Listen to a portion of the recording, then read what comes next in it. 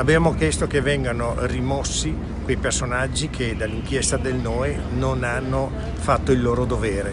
Solo così potremo sentirci protetti veramente, solo quando nelle istituzioni pubbliche ci saranno persone competenti e che rispondano non solo agli assessori ma anche ai cittadini del loro operato. Mamme e papà NOPFAS in Regione Veneto hanno chiesto la testa di chi, pur sapendo dell'inquinamento dell'acqua di un enorme bacino del Veneto, non è intervenuto, come è emerso dal rapporto dei carabinieri del NOE.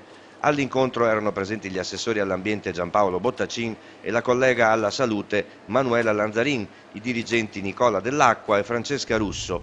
Le richieste alla Regione sono state chiare, con risposte urgenti. Per esempio, gli esiti del biomonitoraggio e le informazioni sulle analisi degli alimenti coltivati nella zona rossa. Quali sono appunto gli alimenti che sono più inquinati e anche noi come genitori riuscire a capire quali alimenti comprare e quali alimenti non comprare. Come procedono le operazioni di messa in sicurezza del sito da cui sarebbe nato l'inquinamento? Quali procedure sta attuando la Regione per potenziare la barriera idraulica e la relazione con i dati sulle analisi delle acque di falda?